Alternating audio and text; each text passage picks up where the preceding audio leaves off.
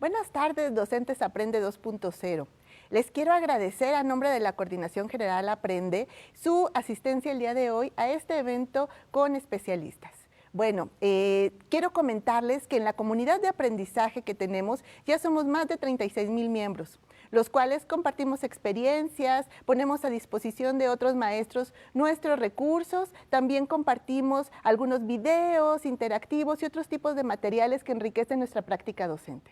Bueno, además quiero señalar que en la plataforma www.aprende.edu.mx contamos con una gran variedad de cursos a los cuales ustedes pueden acceder de manera gratuita y también compartir las experiencias de estos cursos en nuestra comunidad.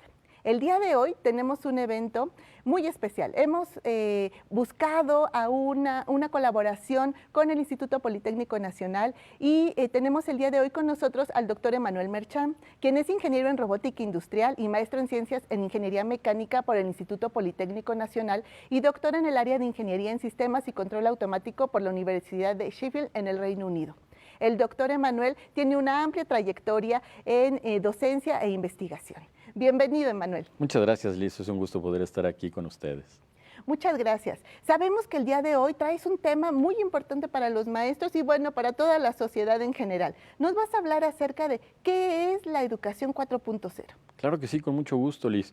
Mira, en principio es importante mencionar que la educación 4.0 se da como una etiqueta que comienza a usarse muchísimo a raíz de que a alguien se le ocurrió definir el concepto de industria 4.0.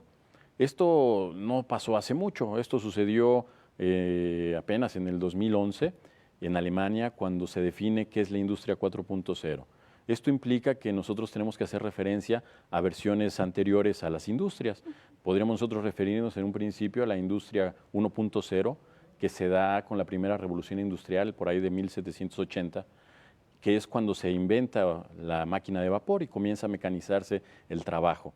Posteriormente, cuando andamos por ahí de 1870, se da la segunda revolución industrial, que es cuando nosotros comenzamos a producir en masa muchas cosas. Se da la línea de ensamble, se comienzan a producir los automóviles. El Ford es un perfecto ejemplo de esa revolución industrial. Y después nos vamos hasta 1970 más o menos, cuando tenemos la tercera revolución industrial, que se da por la evolución de la tecnología, igual que las anteriores, pero en este caso comenzamos a ver los robots aplicados en las industrias, comenzamos a ver las computadoras en una condición muy común, no solamente en el entorno industrial, sino también en el entorno de las casas de cada uno de nosotros. Y finalmente comenzamos a ver el desarrollo de las tecnologías de las telecomunicaciones, que nos permiten tener no solamente la televisión vía satélite, el internet, sino que hoy en día pues marcan muchas de las cosas que hacemos. A partir de inicios de este siglo comenzamos a ver que tenemos la cuarta revolución industrial, que se refiere a la época de la industria inteligente, en donde vemos robots colaborativos, donde comenzamos a ver cosas como el Internet de las cosas, entre muchas otras cosas. No sé cómo ves hasta ahorita lo que vamos mencionando, Liz. Pues muy interesante acerca de esta historia de la industria 4.0, pero ¿qué relación tiene con la educación? Mira, si nosotros pensamos cómo es que se va dando la relación de la educación con la industria, siempre van muy de la mano. De hecho, primero se van dando los cambios tecnológicos en la historia y posteriormente llega la educación para poder hacer frente a lo que comienza a demandar el mundo laboral de nosotros. Nosotros podemos darnos cuenta que después de la primera revolución industrial, y si queremos comenzar a catalogar la educación con etiquetas, a poder definir paradigmas de educación, pues nos damos cuenta que después de que empezó la primera revolución industrial, surge el concepto de educación 1.0. Bueno, surgió mucho después, al principio simplemente era educación. Se comienzan a dar las universidades, se comienzan a dar las escuelas profesionales en el mundo, y para cuando tenemos nosotros la segunda revolución industrial, por ahí de 1970, comenzamos con lo que es la educación 2.0. Eh, esta educación cambia también el paradigma. ¿Por qué? Porque lo que se requiere de nosotros ahora en el mundo del trabajo, pues es diferente a lo que se requería de nosotros en la primera revolución industrial. Pero esto nuevamente sucede después de que se dan los cambios tecnológicos. Siempre tenemos que andar corriendo con los cambios en la currícula, con los cambios en el paradigma de la educación, de acuerdo a cómo vamos entendiendo lo que va pasando en el mundo. Entonces siempre vamos corriendo, pero a veces muy bien, a un muy buen paso, para poder adecuarnos a lo que tenemos que estar haciendo en el mundo de la educación. ¿Por qué también se da esto? Por la facilidad que tenemos o no de acceder a la información. Recordemos nosotros en el primer instante, cuando hablamos de educación 1.0, cuando se dan las primeras universidades, cómo se va organizando el conocimiento, que el maestro era el que dictaba el conocimiento, era el que iba administrando el conocimiento, era el que iba dando la información y él era el único que la tenía. De manera tal que si el profesor no quería compartir algo del conocimiento porque no le apetecía compartirlo o porque no tenía el conocimiento, simplemente ese conocimiento no se transfería al estudiante. Cuando hablamos ya de la educación 2.0, que es cuando comienza a darse también los primeros ambientes de aprendizaje distintos al aula, comenzamos a hablar de la educación a distancia en sus primeras versiones, cuando empieza el Open University en Inglaterra, que se empiezan a dar los cursos o las carreras a distancia a través del correo normal, es que se empieza a investigar, se empieza a avanzar hacia otros ambientes de aprendizaje que permiten que no solamente el aprendizaje se dé en un aula con un maestro, sino que se empieza a dar en otro tipo de espacios. Y después tenemos que cuando empieza a avanzar las telecomunicaciones, pues comenzamos a tener otro tipo de experiencias, por ejemplo, las clases que ahora se transmiten por televisión o por radio y que permiten que los alumnos puedan aprender en sus casas en un principio. Y después tenemos el avance con el Internet, que comienzan a explorarse otro tipo de ambientes y comienzan a articularse diferentes experiencias. Y hoy en día que estamos hiperconectados ya en la cuarta revolución industrial, en donde el Internet de las cosas es una de las cosas que marca esta cuarta revolución, pues nos damos cuenta que también tenemos posibilidad de poder colaborar o de poder articular diferentes cosas para que las personas tengan acceso a la información. Entonces, regresando a la pregunta, ¿por qué educación 4.0?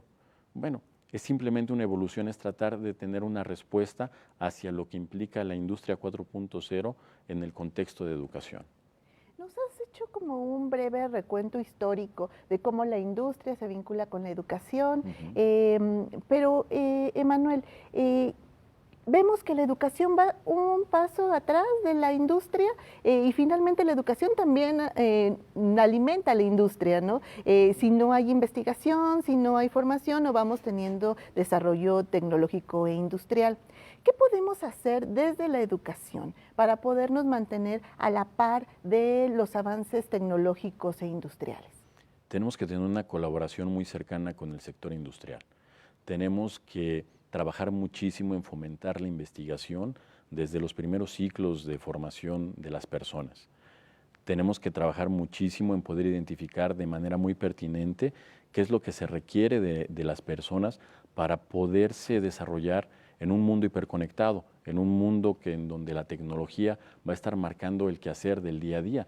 Hoy en día hemos visto cómo se ha modificado nuestra relación con el entorno en cada momento. Hace mucho tiempo el teléfono era algo que tenías en algún rincón de tu casa y que solamente lo atendías cuando llegaba a sonar. No era algo que estabas tú checando cada instante para ver si te había llegado un recado o un mensaje. Hoy en día el teléfono, ese teléfono que está en el rincón de una casa, pues prácticamente es una memoria y algo que está en un museo. Hoy en día todo el mundo, o mucha gente, no todo el mundo, pero mucha gente tiene un dispositivo móvil que aparte de muchas otras cosas sirve para hacer llamadas telefónicas. Entonces, la tecnología está marcando muchísimo cómo hacemos las cosas día con día y cómo nos relacionamos con el ambiente. Yo creo que el ejemplo que citas del teléfono es un ejemplo muy concreto que tenemos en el día a día. Y entonces los maestros debemos de sentarnos a pensar en que ya nuestros alumnos no aprendan a usar el teléfono en el modelo X y con las características tales, sino pensar en las posibilidades que se tienen de utilizar dispositivos y en ese sentido desarrollar competencias para que independientemente del dispositivo que va a avanzar a un ritmo veloz, el alumno pueda hacer uso de las potencialidades que esa tecnología le dan. Definitivamente. El desarrollo de competencias digitales en este momento es primordial. ¿Por qué? Porque mucho de lo que tenemos que hacer nosotros día con día va a estar marcado con esa tendencia. Si bien es cierto, dependiendo de dónde te ubiques, en un país como el de nosotros, tendrás un mayor o menor acceso a la tecnología, pero lo cierto es que tenemos que trabajar muchísimo en reducir esa brecha digital que tenemos en nuestro país y en general en el mundo. En ese sentido, creo que la labor que están haciendo ustedes a través de este espacio y con esta comunidad es digno de destacar porque está haciendo que el conocimiento llegue a todos lados y que no dependa exclusivamente de estar conectados o no, que es a donde tenemos que movernos. Cómo lograr que la tecnología impacte aun si no tienes conexión al mundo digital. Y ese es un reto tremendo. Sí.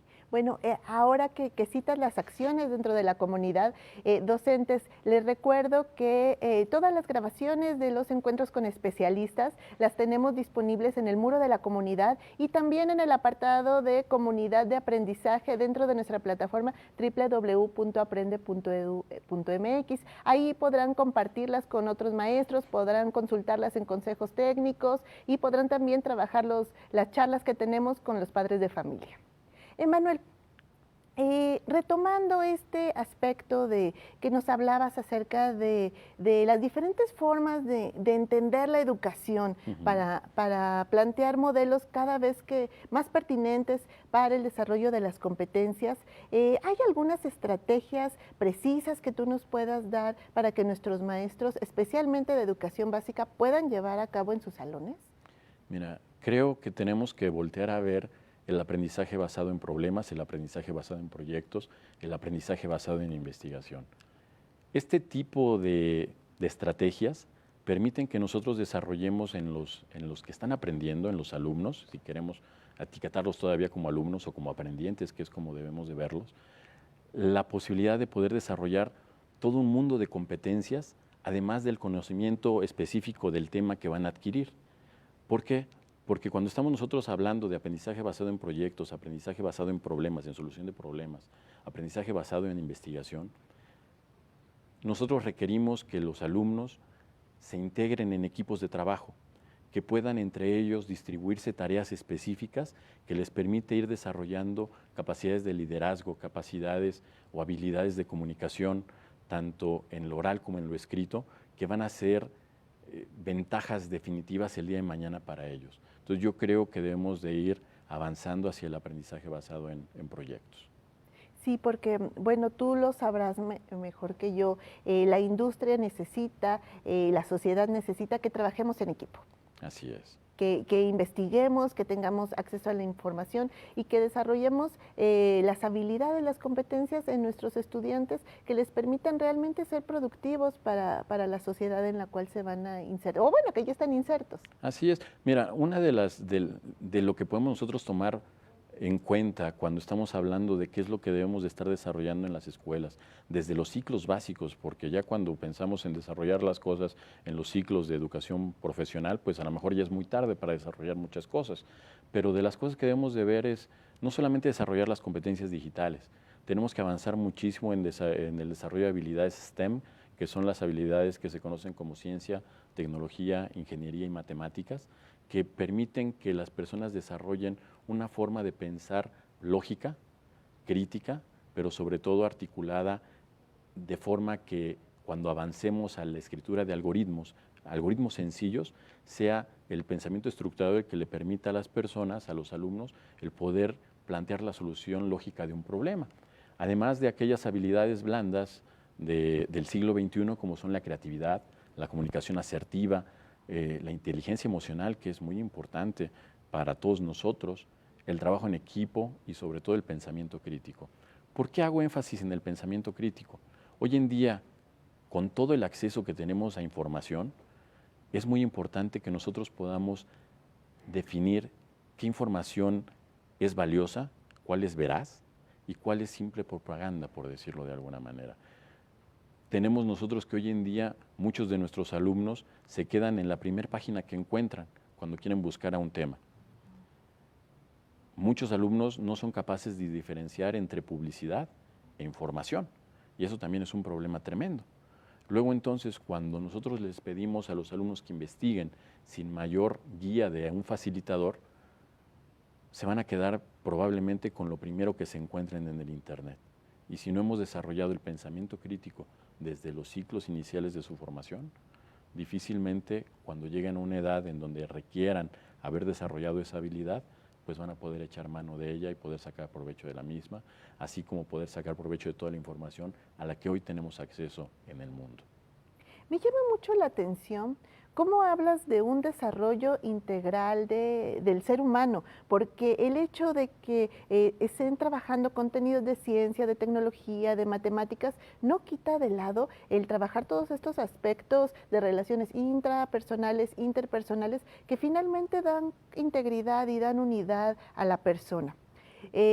Todo este desarrollo de competencias nos va a llevar a crear una cultura que necesitamos hoy en día, que es la de la innovación, la de la transformación. Así es. Mira, de hecho, si uno quiere leer un poco de Educación 4.0, uno puede buscar un artículo que se llama Leapfrogging, que vamos a poner ahí la liga para que ustedes la puedan accesar, y ahí se habla acerca de qué significa la educación 4.0. Un poquito. La educación 4.0 no es algo que se haya definido ahorita, ya viene gente hablando de esto desde hace rato. Pero si nosotros queremos ponerle también etiquetas a qué caracteriza más o menos cada uno de estos diferentes paradigmas de la educación, podemos decir en un principio que la educación 1.0 es cuando la información solamente se bajaba, el profesor la daba, hasta ahí se quedaba el asunto. Cuando hablamos de educación 2.0 hablamos de que comenzamos a tener una apertura hacia el conocimiento. Ya la gente puede ir a una biblioteca, puede comenzar a buscar recursos un poco por su cuenta. La educación 3.0 se caracteriza por ser la educación o la creación de conocimiento, en tanto que en la educación 4.0 se caracteriza por ser el modelo que permite innovar el conocimiento. Debe de caracterizarse por la innovación. Entonces tenemos nosotros que pensar en articular ambientes de aprendizaje, experiencias significativas de aprendizaje que nos lleven a poder plantar en la gente esa semilla de la innovación. El de que yo soy capaz de conocer lo que hay, pero también de poder innovar lo que en ese momento está pasando o lo que está sucediendo en mi entorno. Usando recursos tecnológicos y no. Así es, así es. Mira, hay otro libro muy bueno que se llama Enseñando en la Cuarta Revolución Industrial, el título es Teaching in the Fourth Industrial Revolution, donde participa una mexicana destacada y reconocida como una de las mejores docentes a nivel mundial, Elisa Guerra se llama, en donde hace una colección en ese libro de diferentes experiencias en el mundo de cara a los retos tecnológicos. Entonces, de pronto en ese libro nos presentan qué está pasando en países como África, en donde estamos completamente tal vez ajenos a los adelantes tecnológicos y como profesores innovadores están llevando esas innovaciones y esa tecnología, ese desarrollo a las aulas con sus alumnos y cómo están interactuando a través de los recursos tecnológicos a los que pueden tener acceso, una interacción con el mundo, de manera tal que nos identificamos como ciudadanos del mundo, ya no como ciudadanos solamente de una comunidad. Obvio, es importante mencionar que hay que desarrollar una conciencia de que somos parte de una comunidad, tanto en el entorno local como en el entorno mundial, en el entorno global. También es importante que nosotros platiquemos acerca de la importancia que tiene el que estemos conscientes de la sustentabilidad en todos los procesos educativos, porque no solamente tenemos que pensar que somos usuarios o consumidores de información y de tecnología, sino que formamos parte de un entorno al que nos debemos y al que debemos de estar conscientes que todo lo que yo desecho debe de tener alguna vía de retorno al medio ambiente. Y esa es otra característica de la educación 4.0, la sustentabilidad. Así es. Sí. Tú nos hablabas acerca de que desde la educación 4.0 estamos formando ciudadanos globales, ciudadanos del mundo. Nos decías también algunos textos que me imagino vienen en inglés. Así es, la mayoría vienen en inglés. Eh, por alguna razón que se ha dado en el mundo, el inglés es el idioma de intercambio de conocimiento generalizado. Podemos encontrar muy buenos textos en español, pero la información que generan, ya sean los alemanes, los japoneses, los chinos, de cualquier parte del mundo, normalmente la generan en inglés para que esté disponible para la comunidad. Entonces también el desarrollo de un segundo idioma, el inglés en este caso, pues es algo esencial para todo el mundo. Sin embargo, ahí no es requerimiento saber el idioma para poder acceder a la información, porque bueno, ahora tenemos herramientas tecnológicas que metes tu texto en un traductor y te hace la traducción inmediata, ¿no? Entonces, no habría como, cada vez se acortan más las brechas que nos separan de la información en la producción mundial y de poderla tener a nuestro alcance para convertirla en aprendizaje, en conocimiento. Sí. Mira, definitivamente, y ahí podemos nosotros también pensar en lo que ha hecho el avance tecnológico para poder tener esta traducción de textos en línea, y ya no en traducciones como las que a lo mejor teníamos nosotros hace 10 años, en donde tú metías un texto en un idioma, el que fuera, tal vez inglés, y te daba una traducción, digamos, muy particular, que no tenía sentido en muchos casos. Pero hoy en día, gracias a la evolución tecnológica, gracias a la inteligencia artificial, en donde gracias a que mucha gente entra a traducir textos y opina sobre la traducción y la afina, es que va aprendiendo gracias a motores de inteligencia artificial. Hoy en día tenemos traducciones en línea tan buenas como las de alguien que comienza a estudiar el idioma o que ya tiene un nivel de experiencia en el idioma y nos podría estar traduciendo el texto. Entonces sí, definitivamente estos recursos, pues no importa si el idioma de origen no es español, los podemos consultar en una traducción muy, muy buena. Sí. Y también docentes pondremos a su disposición en los comentarios los enlaces para poder acceder a traductores y que puedan disponer de una más amplia gama de información. También aprovecho el momento para invitarlos a hacer preguntas, a comentarios en la sección de los comentarios dentro de esta publicación para que pues, nosotros podamos darle respuesta. Sí, muchas. Ahí vamos a estar atentos de sus comentarios y procuraremos en todo momento poderles dar una realimentación digna de un espacio virtual como el que estamos procurando aquí en Aprende 2.0, que creo que es un excelente paso para poder hacer frente a los retos que tenemos todos los que estamos en el ámbito educativo para desarrollar talento 4.0 en México, que es muy, muy necesario. Emanuel, ya sabemos lo que es a grandes rasgos la educación 4.0, sabemos en el momento histórico en el que nos situamos, pero ¿cómo llegar realmente a esta educación? ¿Cómo transitar? Híjole, tenemos nosotros que desarrollar competencias digitales, tanto en los alumnos como en los docentes. Espacios como este es una buena forma de comenzar a desarrollar esas competencias digitales en la parte docente.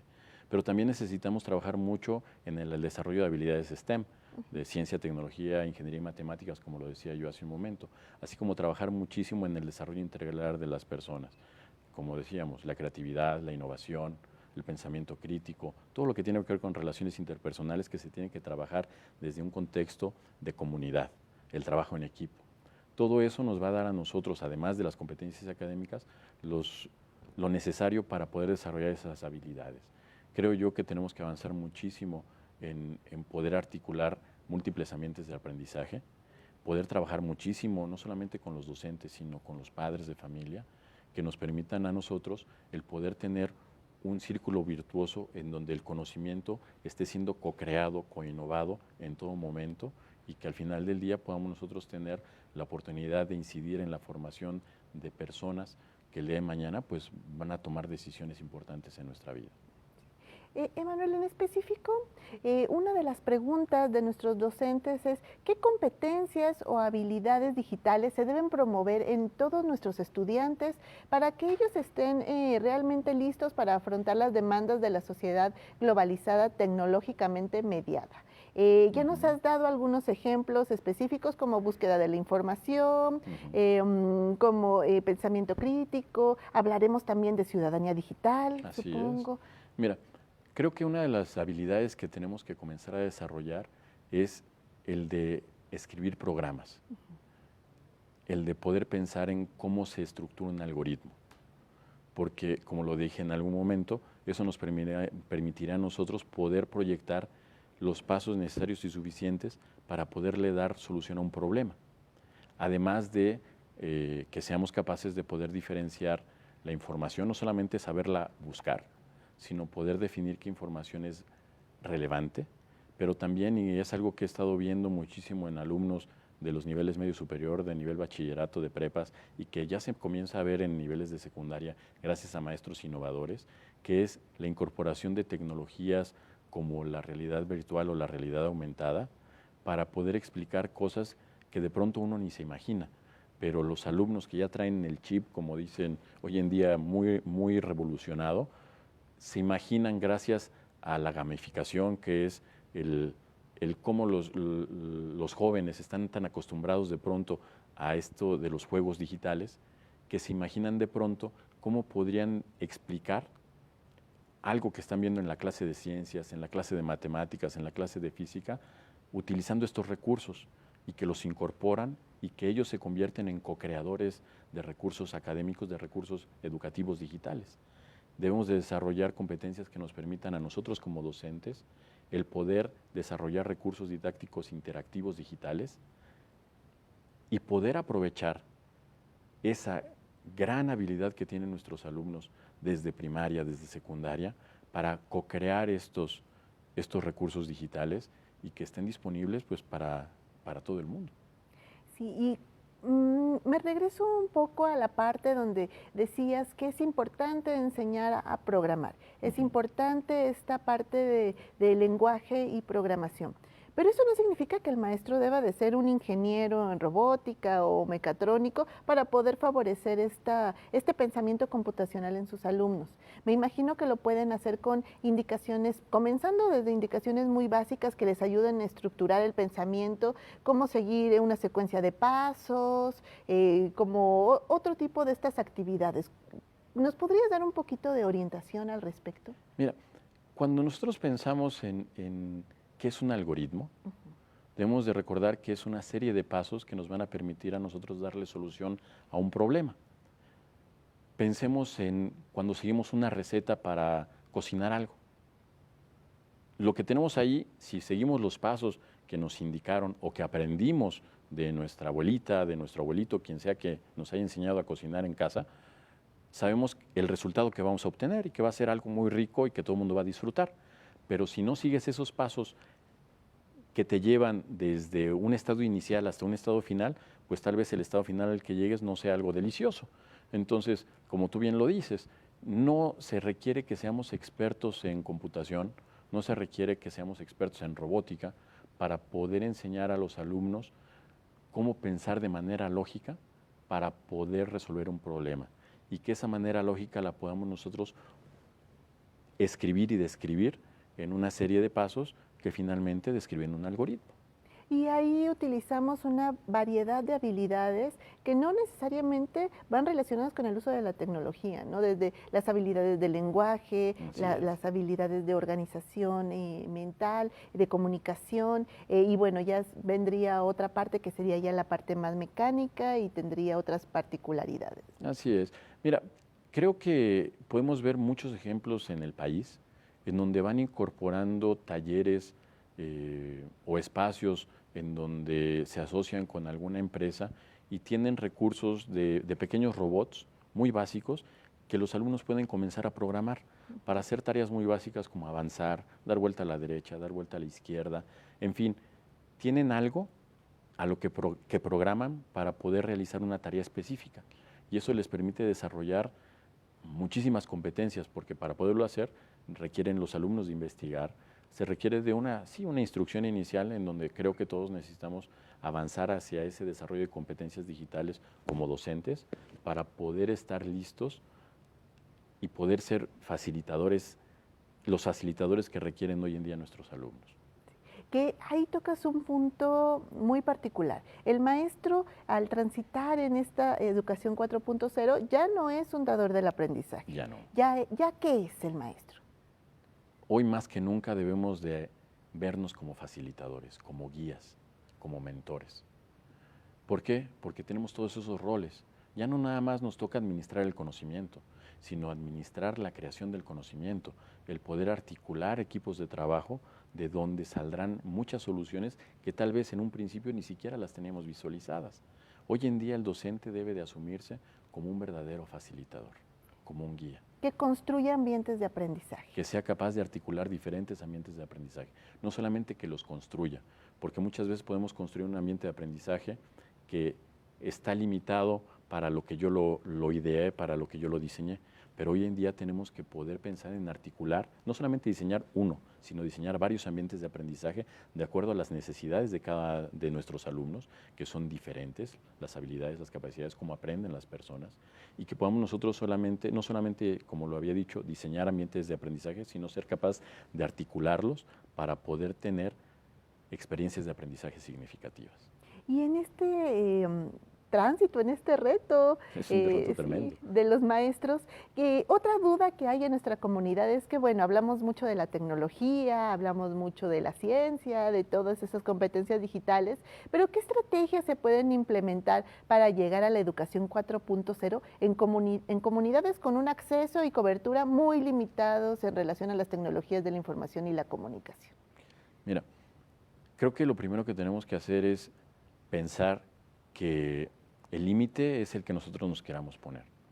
El que nosotros estemos conectados o no facilitará o no muchas cosas, pero creo yo que si nos damos la oportunidad de poder coincidir en este tipo de ambientes, en donde podamos nosotros compartir las mejores prácticas, que puede ser en un congreso en donde todos estemos físicamente o, como decía yo, en estos espacios, nos permitirá a nosotros poder compartir con otros pares que tenemos en la educación, el cómo le abordamos ciertos temas, qué experimentos desarrollamos para que nuestros alumnos pudieran entender mejor un concepto en ciencias, en matemáticas, cómo le hacemos para que los alumnos puedan desarrollar de mejor manera el uso del lenguaje. Y a lo mejor esa pregunta que yo tengo hoy en día ya la tuvo alguien más, pero debo de darme la oportunidad de poderla plantear a mis pares, que seguramente lo que obtendré de regreso van a ser miles de ideas que no dependen de la tecnología necesariamente para poderlas llevar a cabo y articularlas.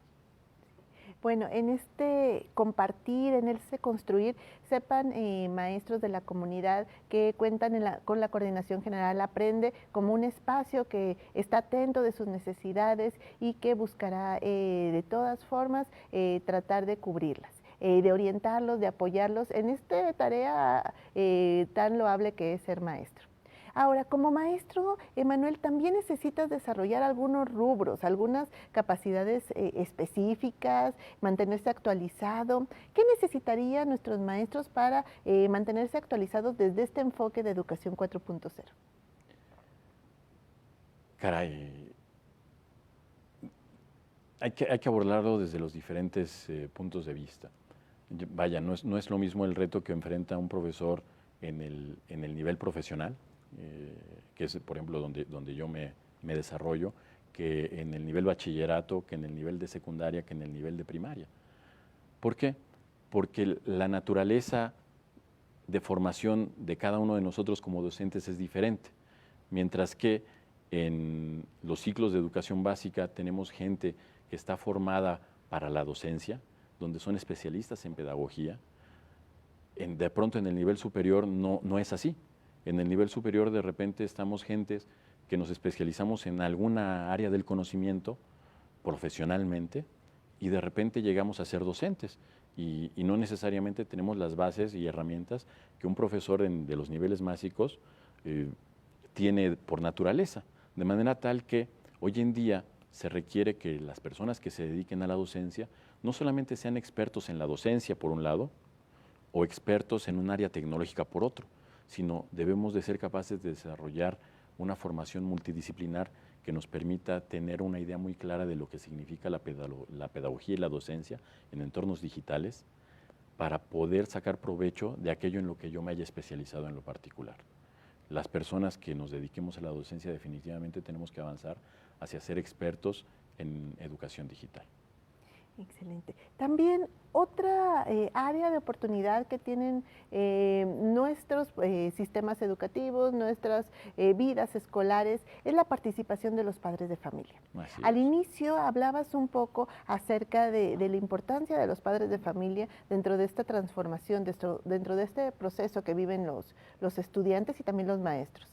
Una de las preguntas que tienen nuestros maestros es cómo integrar a los padres de familia a esta dinámica de trabajo escolar en casa sin que represente una ruptura con el trabajo en el aula. O sea, ¿qué hacer en la casa y qué hacer en la escuela para mantener la misma dirección, el mismo camino? Creo que es muy importante que trabajemos en generar comunidad. Eh, Derivado del ritmo que tenemos diferente en las diferentes ciudades, en las diferentes comunidades, de pronto es muy difícil pensar que podamos nosotros extender el ambiente de aprendizaje hacia el hogar, que es en donde debiera de darse también de manera natural. ¿Por qué? Pues porque las casas están llenas de diferentes roles, pero creo que como docentes o como escuelas debemos de trabajar muchísimo en escuelas para padres, en donde nosotros podamos acercarnos con los padres de familia, con los papás, con las mamás, para que conozcan cuál es el paradigma educativo que tenemos en una escuela. Que lo compartan, que lo conozcan, que lo compartan y que sean parte de él, de manera tal que nos podamos involucrar todos los actores que estamos presentes en la formación de una persona. Si nosotros pensamos que la gente se va a formar exclusivamente en casa, es un error. Si pensamos que se va a formar exclusivamente en el aula, es un error. Tenemos que verlo como todo un ecosistema que va a permitir el desarrollo integral de una persona. Creo yo que tenemos que trabajar muchísimo, insisto, en que tengamos ese acercamiento como comunidades, para conformar comunidades muy bien articuladas, en donde podamos tener claros cuáles son los objetivos de aprendizaje de los alumnos.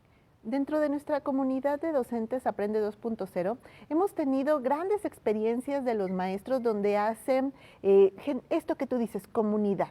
Hacen ferias de ciencia y tecnología, los alumnos comparten sus proyectos, comparten un poco del proceso que se vive dentro del ambiente escolar y también los padres participan, se motivan, conocen también cosas y potencialidades de sus hijos que no habían visto antes. También tenemos algunas otras experiencias donde hacen clubes, concursos de robótica, de programación y bueno, ves a los niños presentando su proyecto, a los papás motivándolos, se da como esta retroalimentación, ¿no? Tanto de afuera, de dentro, y yo creo que ahí algo que podría jugar un punto clave sería la incorporación de la industria.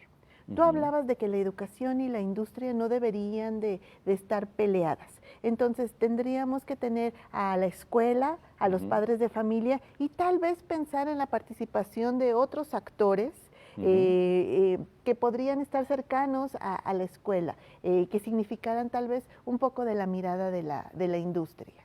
Mira, el ser comunidad implica un esfuerzo por parte de todos los que formamos parte de una sociedad. Todos los actores que estamos involucrados en los procesos educativos son los que has mencionado. Por un lado, el alumno, el docente, los directivos de un plantel educativo, la familia, el entorno, y en el entorno podemos nosotros pensar en el entorno de servicios, en el entorno industrial, que debe de estar presente en un proceso formativo. Si nosotros no acotamos esa distancia que se da de manera natural entre la industria y la educación, lo único que vamos a tener en el tiempo es que la industria va avanzando muy rápido hoy en día y la educación se va quedando muy atrás en el peor de los casos. Lo que tenemos que hacer es esa colaboración que nos permita acotar esta distancia y que nosotros tengamos la oportunidad desde los primeros ciclos de formación de que nosotros estemos apoyando en el desarrollo integral de las personas para que el día de mañana, cuando tengan que integrarse al sector productivo, en cualquier nivel que éste sea, sean personas que se distingan por ser propositivas, innovadoras y sobre todo, pues buenos ciudadanos. Y bueno, en esta formación pues ponemos nuestro granito de arena. Manuel, te agradecemos mucho tu participación dentro de la comunidad. No sé si quieras darles un mensaje a los maestros para ir cerrando. Claro que sí, miren, Yo creo y estoy convencido de que las escuelas son grandes gracias a los maestros. Entonces, la labor que hacemos nosotros en las aulas es súper importante para que el día de mañana las cosas cambien en México. Así que pues vamos a seguir trabajando en pro de este futuro que tenemos que construir todos. Muchas gracias, Emanuel. También agradecemos a nuestros compañeros de la Dirección General de Televisión Educativa por las facilidades otorgadas para esta transmisión y bueno, a cada uno de ustedes por el esmero que ponen día a día en sus aulas. Nos vemos en la siguiente transmisión.